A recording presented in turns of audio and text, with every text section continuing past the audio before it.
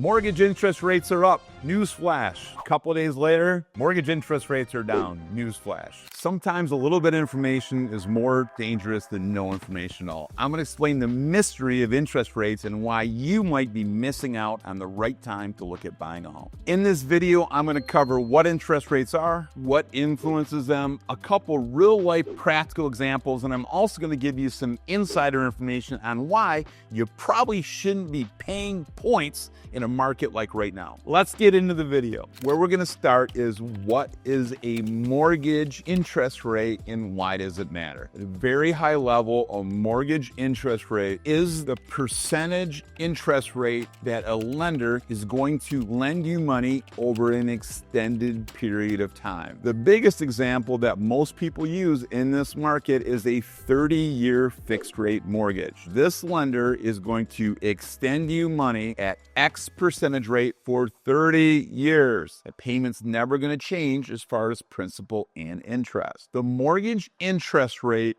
is the biggest driver towards your monthly payment. In a mortgage payment, you're also going to have obligation to pay property taxes, to pay homeowners insurance. If you're putting less than 20% down, you're going to have mortgage insurance. But the biggest number in most cases is that principal and interest payment to pay back the initial loan at the rate agreed upon. So a high-level example of a $350,000 home at, let's use a sample interest rate of 7%. That principal and interest payment would be $2,329. Now, if we change that interest rate down to, let's say, 6%, that same $350,000 loan would be $2,098, which saves about $231 a month, $2,772 for a year, and I can all but guarantee most people watching this, you would not pay this for a full 30 years, but that would save you about $83,000 between a 7% and a 6% mortgage. I share this information with you to give you context and a general idea of principal and interest payments at a couple different interest rates. So now that we talk a little bit about a couple sample interest rates and a couple different examples, let's talk about what drives interest rates from a broader perspective. I often get phone calls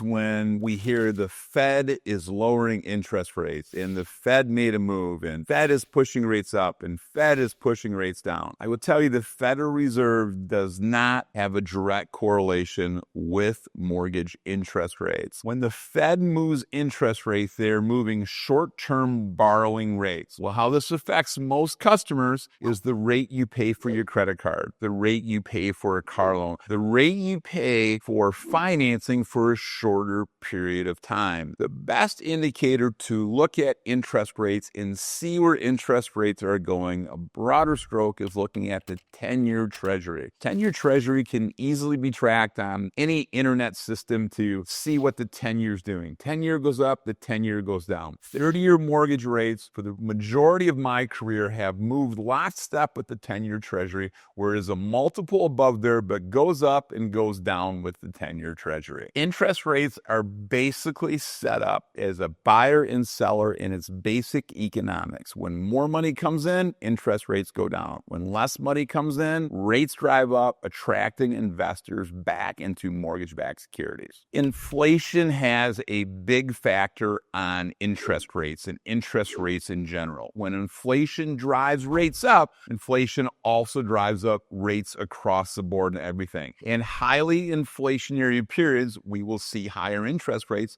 like we have right now. That's a super high level piece, and we could do several hours talking about mortgage rates and what moves mortgage rates and long-term trends and short-term trends. We could talk about rates back in the 80s at 13% interest rate. We could talk about rates back just a few years ago at 2 and 3%. This is just a broad perspective on rates in general. What most people can affect their interest rate on a super local level is your personal situation. Higher credit scores generally lead to lower interest rates. The perception is if you have higher credit, the chance of a default is a lot lower for borrowers with higher credit scores. Lower credit scores imply a higher risk for the investor, which leads to a higher interest rate. Another thing that's in your control, in most cases, a larger down payment often leads to a lower interest rate. Now, that's not always the case. There are some exciting programs out there where a borrower putting down 3% or 5%, that's a first-time home buyer that falls below the average to median income in certain areas, could see some different incentives. Those kind of come and go at different times, but generally speaking, a 25% down payment will get someone a better interest rate than a 20% down payment. Really broad strokes, and these things change and move around a little bit, but as a general description, more down leads to a lower interest rate in most cases. So your loan type will also lead to lower interest rates. So let's start with just term. A 30-year term versus a 20-year term versus a 15-year term. The term that lender has agreed to lock in an interest rate for you. Generally speaking, 30 is higher, 20 is lower, and 15 is lower yet. Right now, in 2025, short-term interest rates are still up considerably, and there's not a really big difference between a 30, a 20, and a 15, but yes, the interest rate is lower as you go further down. When I started my mortgage career over 20 years ago, the difference between a 30-year, a 20-year, and a 15-year was about a percentage point lower for a 20-year and a whole nother percentage lower for a 15-year. Right now, you may see a difference of a quarter point, a half point, maybe 3/4 of a point, but for sure, you're not seeing a 2 percentage point difference between a 15-year and a 30-year. In addition to that, the other programs that have been out there over the years are adjustable rate mortgages, otherwise known as ARMs. The lender is only guaranteeing you your interest rate for a shorter period of time, maybe 3 years, 5 years, 7 years, maybe 10 years. Now, the amortization for these loans can still be 30 years, meaning a 3-year ARM and a 30-year amortization, meaning the payment's set over a full 30 years, but the interest rate is only guaranteed for 3 years. In years past, this has been an attractive option, and many people use this product. And the reason why is they didn't see themselves in this house for a longer period of time. And even if they did see themselves in this house for a longer period of time, they felt that interest rates were going to remain low or go lower, and they could always lock into a longer term down the road. Most clients are choosing the safety and the security of a fixed rate mortgage versus an adjustable rate because there just isn't a big enough spread and the juice isn't worth the squeeze. Next, we'll talk about loan types. We talk about terms. Let's talk about type of mortgage. Are we looking at a government-backed loan program like an FHA mortgage or a VA loan for veterans or a USDA rural development loan or a conventional mortgage, which the majority of people select? Different loan programs have different interest rates, but they generally track in that same general range. One of the advantages that you see if your credit score isn't as strong, many borrowers choose to go to a program like FHA, where the interest rate is still competitive, the mortgage insurance is lower, and a client can get a good interest rate even if their credit score is a little bit lower. With conventional mortgages, as the credit score goes down, the interest rate shoots up pretty dramatically. There's a threshold usually in that 600, mid 600, upper 600 range where it may make more sense for a client to look at an FHA mortgage to get a lower interest rate with lower mortgage insurance instead of a conventional loan that's going to have higher interest rates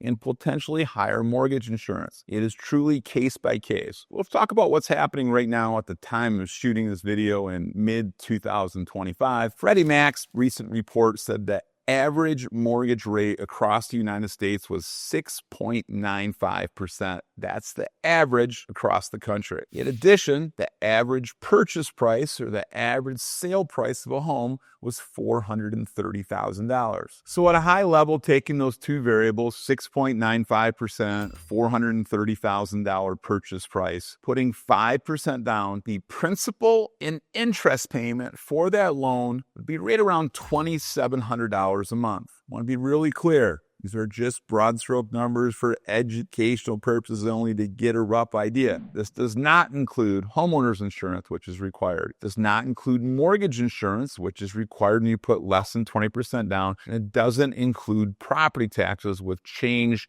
dramatically across the country in different markets. So we talk about interest rates on a broad level, and the rate is going to go up and the rate is going to go down with the market. There's only a certain number of things that you can control that go into that calculation. If rates are up a bunch, you can get a little bit better, but you're still going to be up. If rates are down, it's still great and it's low, but you're going to be able to get a little bit better with some activity that you can control. One of those activities are looking at increasing your credit score and keeping a strong credit score. Generally speaking, 740 and above as a credit score gets you the best interest rate. Do a whole video on driving credit scores and what you can do to improve your credit, but in a very broad stroke, pay your bills on time. Don't get a whole bunch of extra debt out there you don't need. Keep low balances on revolving credit. These are a couple just really high level things you can do, but credit score is a big variable in your interest rate. Generally speaking, bigger down payment in most cases is going to lead to a slightly better interest rate. Put a big asterisk next to that, because I continue to people say, I am not going to buy now. I'm going to wait until I get a bigger down payment. In a lot of areas in the country, we're going to continue to see house prices move up. While you're trying to save a little bit more for a down payment, guess what happened? Houses went up 5%. Houses went up 7%.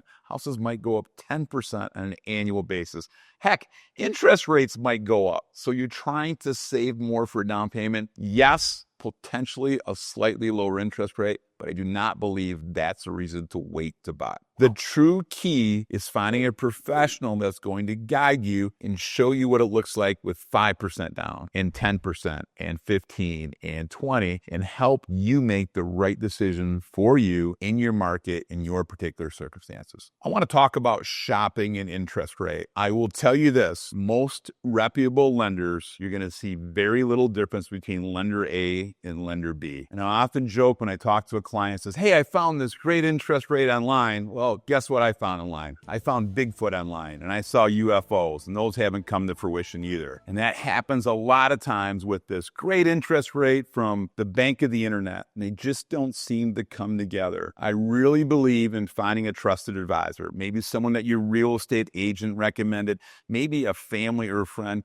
Look online and see what the reviews are of people that have worked with this person in the past. I go back to when I bought a car on eBay years ago, and it was crazy I'd buy a car on eBay. You know what I said? I looked at the guy that sold this car on eBay, and I saw what his last 500 customers had to say about him. I go buy a used car at the dealership. I can't see what the last 500 people said about them. Look up a lender, see what their reviews are, see what their past clients have said about them. Everyone's good up front, but do they get you to close and they get it done? Very little difference between lender A and lender B from interest rates. What you're going to see differences is in customer service and satisfaction, and do they get you into your home? Let's talk about points. Buying points to get a artificially lower interest rate by paying a fee up front. See, a lot of people push buying points because most people look and say, hey, what was my interest rate? And all they look at is the interest rate. They don't look at the cost associated with that interest rate. I'm going to give you a real life example using the same numbers that we used earlier in this video. $430,000 purchase price, 6.95% interest rate equals a payment of $2,700.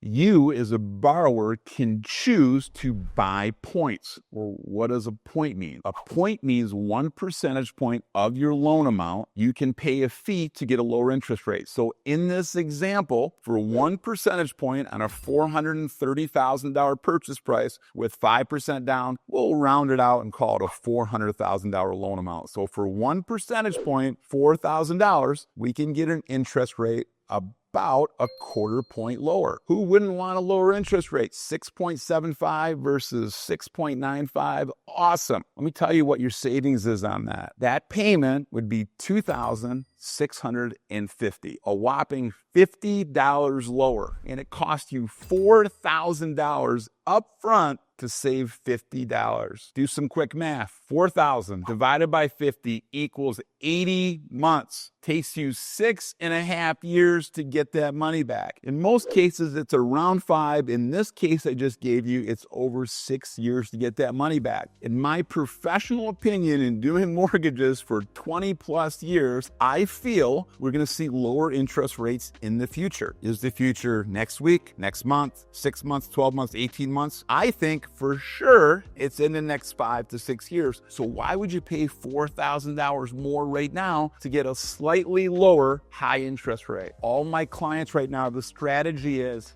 get in with as lowest cost as possible and look at refinancing at some point in the future. If I'm wrong and I'm all wet and the unexpected happens, you're still locked in at that 6.95 interest rate. But if rates get down into the 5s, you can spend a couple $1,000s to refinance that loan down to something that starts with a 5. And you know what? It's going to be less than $4,000 to refinance. If you're looking for a professional, I'd love to be your guy. Get in touch with me. My information's below.